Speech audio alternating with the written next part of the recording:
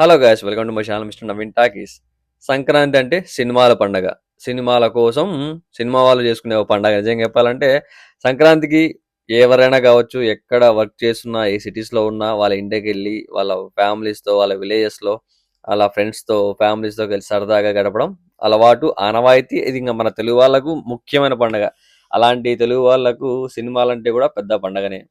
అలాంటి టైంలో ఇప్పుడు సంక్రాంతికి అందరూ కలిసి ఒకే దగ్గర ఉంటారు కాబట్టి ఒకేసారి కలిసి ఎంటర్టైన్ చేయడానికో వీళ్ళు సినిమాలు రిలీజ్ చేస్తారనమాట. మంచి ఫ్యామిలీ ఎంటర్టైన్మెంట్ సినిమాలు అయితే బాగా వస్తాయి సంక్రాంతికి. అలాంటి సినిమాలు చాలా ఉన్నాయి. ఈసారి మాత్రం ఏ సినిమాకి వెళ్ళాలో కూడా కన్ఫ్యూజన్లో పడేలా చేశాయన్నమాట. అన్ని సినిమాలు ఉన్నాయి ఈసారి. అన్నీ కూడా యాక్షన్ డ్రామా, యాక్షన్ ఫిల్మ్స్ ఏం లేవు. అన్ని ఫ్యామిలీ ఎంటర్టైన్మెంట్సే ఉన్నాయి. మరి చూడాలి. కొంచెం హారరిక్గా ఉండేది రాజాసాబు ఒకటి అనమాట. కొంచెం హారర్గా, కొంచెం ఆ టైప్లో. అది కూడా ఫ్యామిలీ కామెడీ జోనర్ ఉంది కాబట్టి అది కూడా అంతా ఫ్యామిలీ ఎంటర్టైనర్ అయిపోతుంది. ఆబ్వియస్లీ ప్రభాస్ చాలా రోజుల తర్వాత కొంచెం గ్లామర్ లుక్ లో కనిపిస్తున్నాడు. మొత్తం యాక్షన్ వైలెన్స్ అయితే సినిమాలు ఏ సినిమాలో కనిపించట్లేదు అబ్బా. నిజంగా నాకైతే ఈసారి సంక్రాంతికి అన్ని ఫ్యామిలీ ఎంటర్టైనర్సే. ఫ్యామిలీస్ వెళ్ళి సినిమాలు చూడాలనుకునే వాళ్ళందరికీ కూడా ఏ సినిమా చూడాలో కూడా అర్థం కాదు. నిజంగా అంత గట్టిగా ఉన్నాయి సినిమాలు. ప్యాక్ అయిపోయింది మొత్తం. మీరు ఏ సినిమాకి వెళ్తారన్నది కింద కామెంట్లు చెప్పేసేయండి. ప్రస్తుతానికి మనకు ఉన్న తెలుగు సినిమాలు 2026 సంక్రాంతికి రిలీజ్ అయ్యే తెలుగు సినిమాలు ఒకటి మన శంకర్ ప్రసాద్ చిరంజీవి గారిది, అలాగే చిరంజీవి అనిల్ రావుపూడి, అలాగే రాజాసాబ్ ప్రభాస్ మారుతి. ఈ కాంబో కూడా మనకు తెలిసిన విషయమే. మనం ఎంతగానో వెయిట్ చేస్తున్న ఒక మూవీ ఇది కూడా. అలాగే భర్త మహాశయులకు విజ్ఞప్తి అనుకోకుండా వచ్చింది ఇది. ఇది చాలా చాలా సడన్ సర్ప్రైజ్ అనమాట.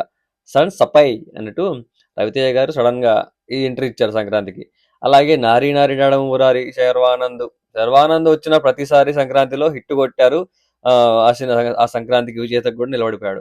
చిన్న సినిమాగా వచ్చి పెద్ద కలెక్షన్స్ కొట్టేసి వెళ్ళిపోయారు ప్రతిసారి. ఎందుకంటే ఆ టైంలో వచ్చిన సినిమాలు చిన్న నెగిటివ్ టాక్ వచ్చినా కూడా ఈ సినిమాకు ప్లస్ అయ్యేది. దట్టు ఆ సినిమా రిలీజ్ అయిన తర్వాత లాస్ట్ రిలీజ్ అయ్యేది కాబట్టి థియేటర్స్ దొరికేవి. కొంచెం అక్కడ తగ్గి ఇక్కడ పాజిటివ్ టాక్ వస్తే ఆబ్వియస్లీ వెళ్ళిపోయి, దట్టు ఫ్యామిలీ ఎంటర్టైనర్స్ కాబట్టి శర్వానంద్ ఈజీగా ఫ్యామిలీస్కి ఎక్కేవి, ఫ్యామిలీస్ అందరు వెళ్ళి చూసేవాళ్ళు అనమాట. బట్ అలా ఈసారి అవుతుందో లేదో తెలియదు కానీ అనిల్ రావుపూడి కూడా ఆ ట్రెండ్ సెట్ చేసుకున్నారు. ఫ్యామిలీ ఎంటర్టైన్ చేయాలి అని చెప్పేసి సంక్రాంతికి. సో ఆయన ప్రతిసారి వచ్చినప్పుడు కూడా ఆయన హిట్ కొట్టారు. శర్వానంద్ వచ్చిన ప్రతిసారి కూడా హిట్ కొట్టారు. ప్రభాస్ రావడం మొదటిసారి మరి ఏమో కరెక్ట్ గుర్తులేదు కానీ ప్రభాస్ చూడాలి మరి ఏ విధంగా ఇంపాక్ట్ క్రియేట్ చేస్తారు ఈ సంక్రాంతి మీద, విన్నర్ అవుతారా లేదా అన్నది కూడా చూడాలి. వెయిట్ చూడాల్సింది ఆ రోజు మనం. అలాగే ఇంకొక సినిమా అనగనగా ఒక రాజు. మనకు ఎంతగానో ఇష్టమైన నవీన్ పొలిశెట్టి. చాలా చాలా ఇష్టమైన యాక్టర్. ఎవరు ఇష్టపడరు చెప్పు నవీన్ పొలిశెట్టి గారిని. బ్రో అసలు సినిమా సెలక్షన్, ఆయన కామెడీ టైమింగ్, ఇవన్నీ యూత్కి అట్రాక్షన్ అనమాట. యూత్ని ఊపేస్తాయి. అలాంటి ఈ ఫ్యామిలీస్ కూడా కనెక్ట్. అనగనగా ఒక రాజు అంటే ఈ సంక్రాంతికి సినిమా ఒక ఫ్యామిలీ ఎంటర్టైనర్ ఇది కూడా మరి. సో ఈ పాటికే ఈ సినిమా కూడా బరిలో ఉందని చెప్పి నాకు అందరికి తెలిసే ఉంటది. ఏ సినిమాకి వెళ్తారు మరి? అన్ని ఫ్యామిలీ ఎంటర్టైనర్సే. అన్ని మంచి సినిమాలు లాగానే అనిపిస్తున్నాయి. అందరూ కన్నెట్టు పెట్టుకునే వచ్చేలాగా ఉన్నారు. మరి ఈసారి అందరూ కలిసి ఎలాగైనా ఫ్యామిలీస్ ఎంటర్టైన్ చేయాలి అని చెప్పేసి, ఎలాగైనా ఫ్యామిలీస్ అందరూ సినిమా థియేటర్కి వచ్చేలా చేయాలని చెప్పేసి ఈ కంకణం కట్టుకొని మరి ఈ సినిమాలు ఫ్యామిలీ ఎంటర్టైన్మెంట్సే వదులుతున్నారు. ఎటువంటి యాక్షన్ ఫిలిమ్స్ లేవు. ఇంకా మనవి తప్పించి ఇంకో రెండు తమిళ సినిమాలు ఉన్నాయి. ఒకటి జననాయకన్ విజయ్ గారిది, అది కూడా మన భగవంత్ కేసరి ఆ సినిమాకే రీమేక్ అది. అలాగే ఇంకొకటి తమిళ్ కార్తికేయ, మనకు తెలుసు సుపరిచితుడు. సారీ ఆది పరాశక్తి అనుకుంటా, సారీ పరాశక్తి సినిమా పేరు.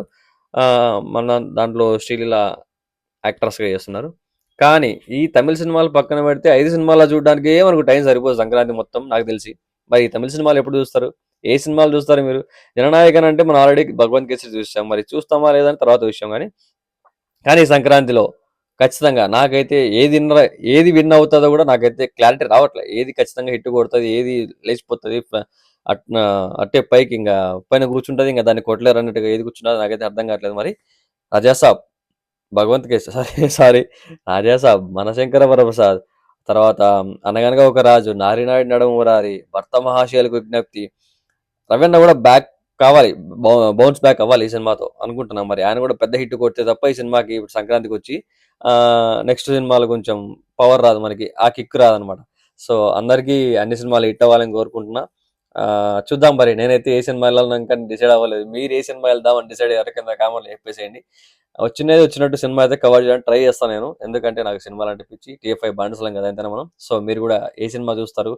చూస్తే ఏ సినిమా చూస్తారు? లేకపోతే అన్ని సినిమాలు చూస్తారా? టీఎఫ్5 బానిసలు అయితే ఖచ్చితంగా అన్ని కవర్ చేస్తారు. ఈ Tamil cinemas let's see after this movies యాక్చువల్‌గా అయిన తర్వాత చూడాలి మరి. ప్లాన్ చేసుకోవాలి. అదే పనిగా ఎళ్లి చూడాలంటే కొంచెం కష్టమే. లెట్స్ దాన్ని బట్టి ప్లాన్ చేసుకుందాం. ఇది 'భగవంత్ కేసరికి' మ్యాచ్ అవుతదా లేదా కూడా చూడాలి మనం. 'భగవంత్ కేసరి' మన మీద చాలా ఇంపాక్ట్ క్రియేట్ చేసింది. సో, అలాగే ఇది కూడా ఉంటదా? లేదా? అనేది కొంచెం మనం చూడాలి. ఎట్లా తీశారు? దీన్ని ఏ విధంగా తీసుకున్నారని చెప్పి దానికోసమైనా చూడాల్సిందే. తమిళ్ సినిమా వాళ్ళు దీన్ని రీమేక్ చేశారు కాబట్టి. Let's see. ఇది సినిమాల లిస్టు సంక్రాంతికి.